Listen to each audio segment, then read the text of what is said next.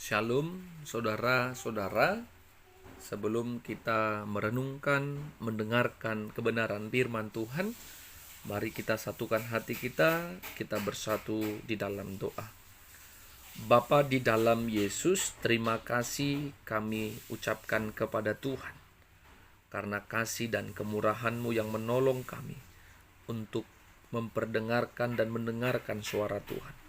Dalam keterbatasan dan kelemahan kami percayakan Roh Tuhan bertindak dan bekerja untuk membuat kami mengerti, memahami kebenaran firman-Mu. Terpujilah nama Tuhan. Di dalam nama Yesus kami berdoa dan mengucap syukur. Amin. Saudara-saudara yang dikasihi Kristus Yesus, firman Tuhan bagi kita pada saat ini dari Perjanjian Lama, Imamat pasal 20 ayat yang pertama sampai 7. Imamat pasal 20 ayat yang pertama sampai 7. Kami akan bacakan firman Tuhan bagi kita. Demikianlah firman-Nya. Kudusnya umat Tuhan. Tuhan berfirman kepada Musa, "Engkau harus berkata kepada orang Israel,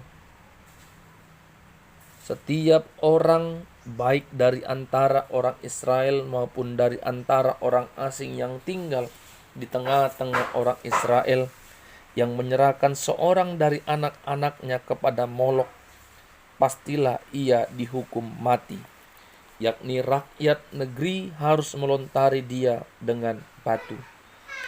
Aku sendiri akan menentang orang itu dan akan melenyapkan dia dari tengah-tengah bangsanya, karena ia menyerahkan seorang dari anak-anaknya kepada Molok dengan maksud menajiskan tempat kudusku dan melanggar kekudusan namaku yang kudus. Tetapi jikalau rakyat negeri menutup mata terhadap orang itu, ketika ia menyerahkan seorang dari anak-anaknya kepada Molok dan tidak menghukum dia mati, maka aku sendiri akan menentang orang itu serta kaumnya dan akan melenyapkan diri dari tengah-tengah bangsanya.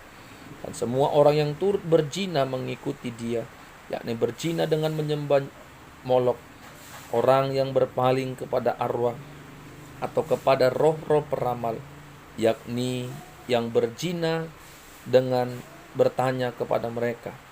Aku sendiri akan menentang orang itu dan melenyapkan dia dari tengah-tengah bangsanya.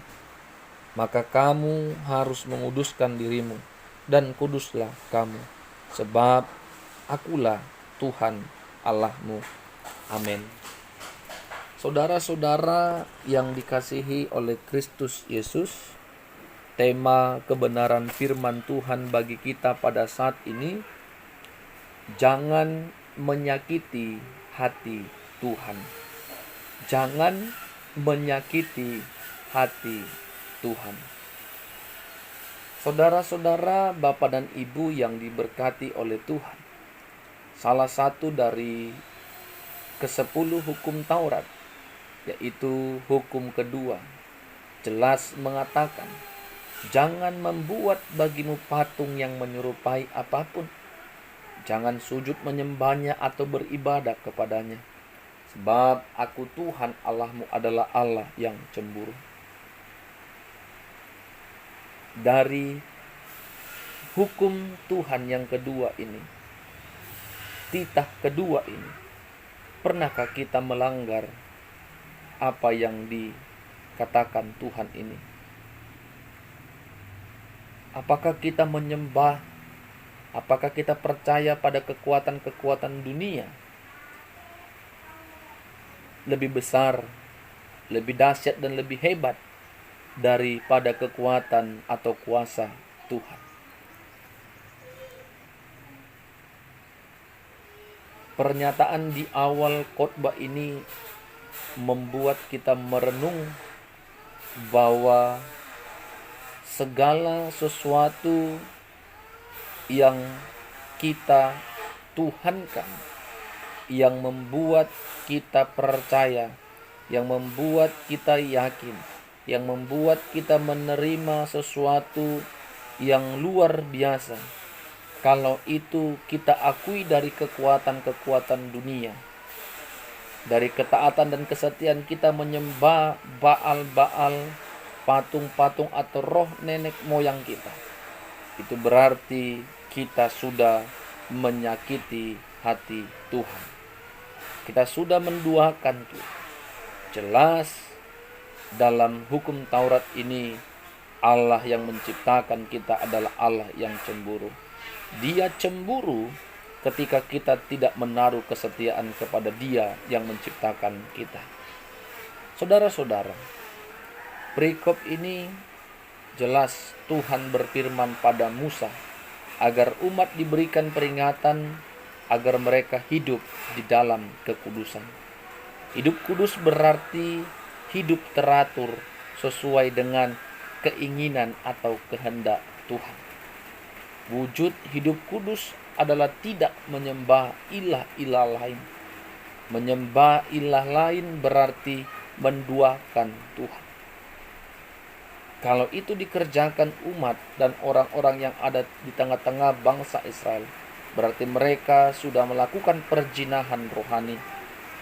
Mereka percaya pada Tuhan yang menciptakan mereka. Mereka juga percaya kepada ilah lain atau patung atau Baal-Baal. Allah dalam firman-Nya sangat tegas dan keras. Setiap umat yang menjalin relasi, bukan hanya umat, atau setiap orang yang tinggal di sekitar dan bersama dengan umat Israel, yang menjalin relasi hubungan dengan dewa Molok, arwah, bahkan roh-roh peramal, Allah pasti akan melenyapkannya. Allah akan menghukum mati setiap orang yang tidak hidup dalam kekudusan dengan menyakiti hati Tuhan, dengan melakukan perzinahan rohani.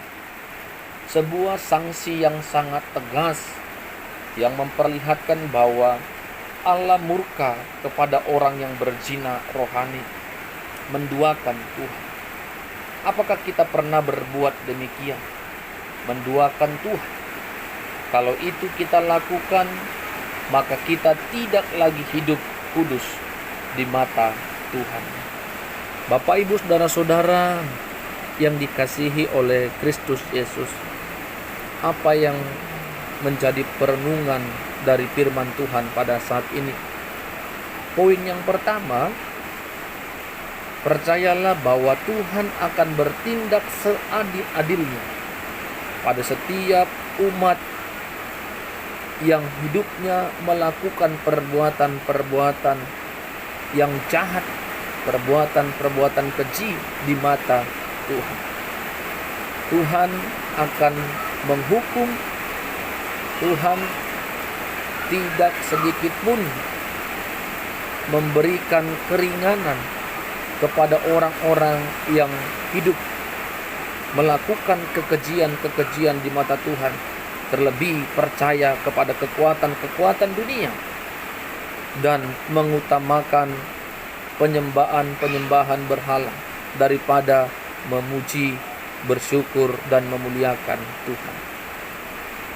Poin yang kedua, sesungguhnya kita telah dikuduskan Allah melalui darah Yesus.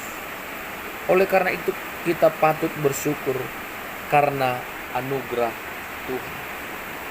Bapak, Ibu, saudara-saudara, Allah yang pada dasarnya adalah Allah yang kudus, menginginkan kita ciptaannya hidup dalam kekudusan, hidup disucikan dari belenggu dosa. Oleh karena itu, karena kasih-Nya, Kristus Yesus diutus ke tengah-tengah dunia ini untuk menggantikan hukuman dosa yang seharusnya kita yang tersalib, tetapi karena cinta dan kasih-Nya, Anaknya yang tunggal dikorbankan untuk menjadi korban keselamatan dalam kehidupan kita. Sehingga itulah yang membuat kita harus hidup dalam rasa syukur. Jangan pernah menyakiti hati Tuhan. Jangan pernah mengecewakan Tuhan yang telah memberikan keselamatan kepada kita. Kita harus percaya bahwa kuasa Tuhan lebih hebat lebih dahsyat dan luar biasa dibandingkan dengan kuasa-kuasa dunia. Amin. Kita berdoa. Terima kasih buat kebenaran firman-Mu ya Tuhan, yang mengingatkan kami kembali bahwa Engkau adalah Tuhan yang kudus, Tuhan yang cemburu, yang murka kepada setiap kami umat-Mu yang tidak menyenangkan hati Tuhan, yang tidak menaruh setia dan taat kepada Tuhan. Ampunkan kami Tuhan, ketika kami lebih percaya kepada kekuatan-kekuatan dunia. Biarlah Roh Kudus Tuhan menegur kami, Roh Kudus Tuhan mengingatkan kami, terlebih atas kebenaran firman Tuhan saat ini. Kami bersyukur dalam Kristus Yesus yang telah menguduskan, menyucikan segala dosa kami. Terpuji nama-Mu. Dalam nama Yesus yang berdoa dan bersyukur. Amin. Shalom saudara-saudara. Tuhan Yesus memberkati kita semua.